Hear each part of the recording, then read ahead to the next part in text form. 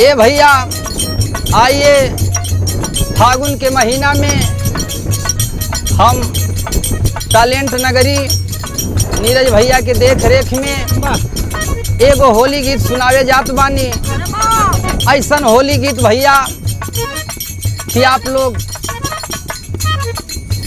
सुने और ओके गुने। आशा न पूर्ण विश्वास बा। कैसे भैया?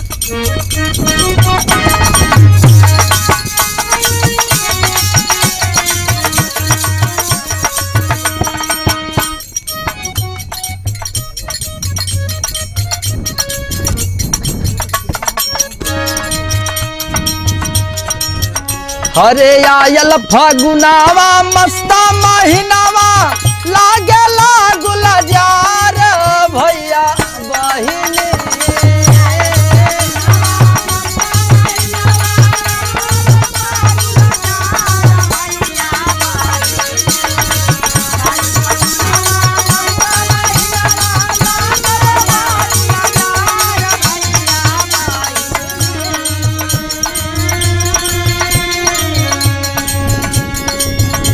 के आयल फगुनवा मस्ता महीनावा लागेला गुलजार भैया बहिने। केहू से लेकिन करिहा ना तकरार भैया बहिने।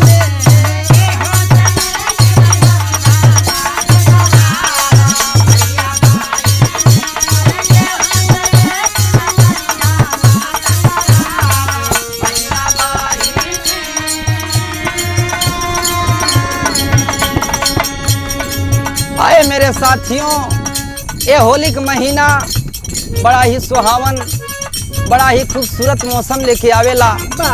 लेकिन ये होली त्योहार के आप लोग बिगाड़ा मत, हम बतावत है। हरे भैया बहिन मिलके सम्मति जलाई है।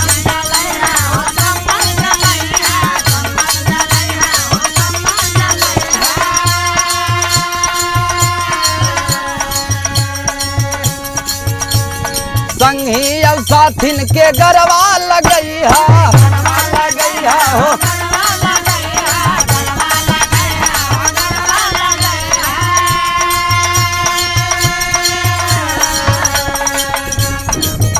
हरे मिट जाई रोगवा भग जाई दुखवा, यह पुराना रिवाज भैया बहिने।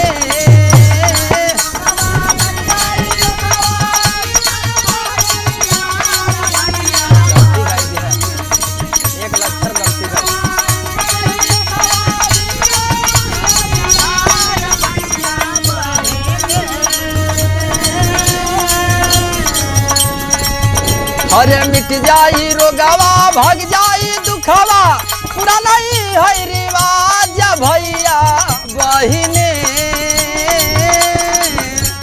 लेकिन न करिहा केहू से तकरार भैया बहिने।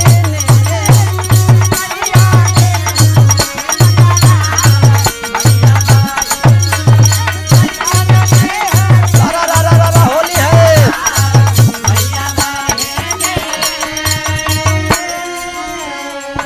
ए भैया,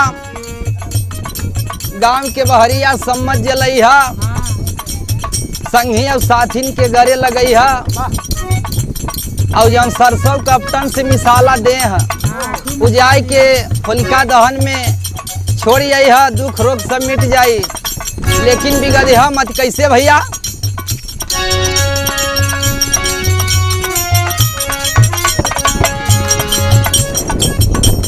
नशा में अपन जन दशा बिगड़ी है।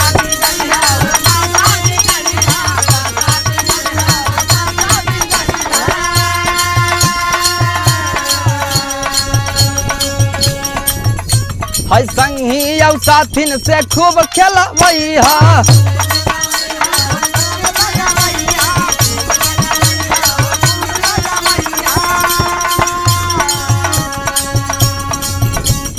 बड़े बुजुर्गन का करिहा कदरिया, ये बा संस्कार भैया बहिनी।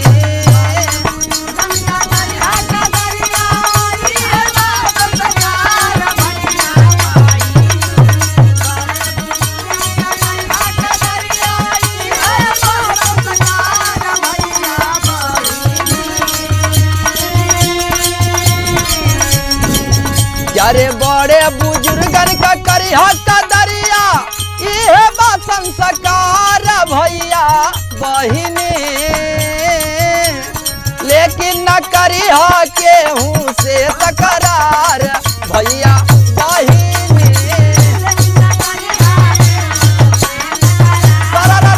होली है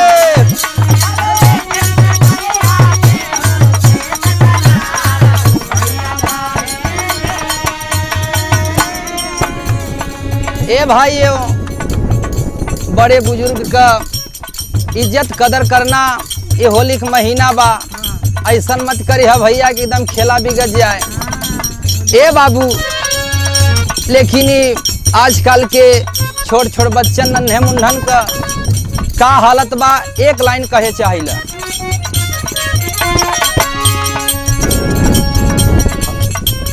शर्ट पैंट चश्मा लगा के बने हीरो,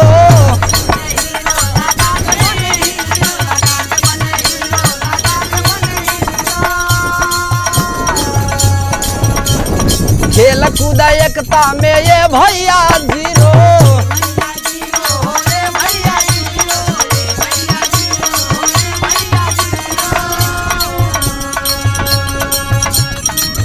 हरे मिट जाई दुखवा भग जाई रोगवा इहे बा संस्कार भैया बहिनी। होली है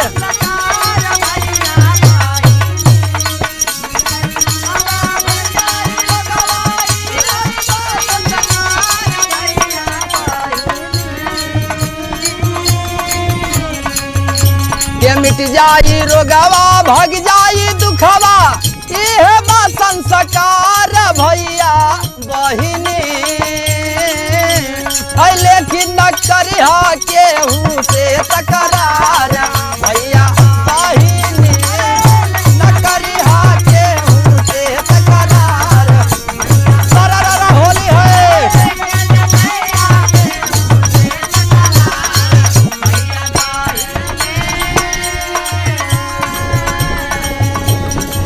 ए भैया, ये आजकल के लइकन का देखवा हाल की शर्ट पैंट चश्मा लगाई के एकदम हीरो, लेकिन खेल कूद एकदम भैया एकदम जीरो।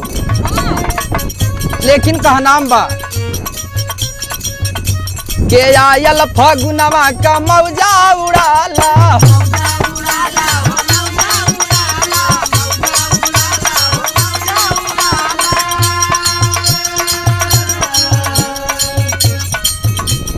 चढ़ल फगुनवा का मौजा उड़ाला।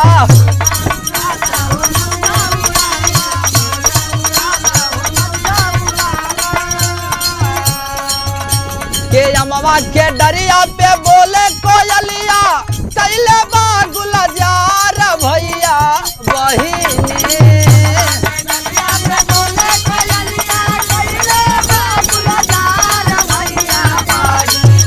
होली है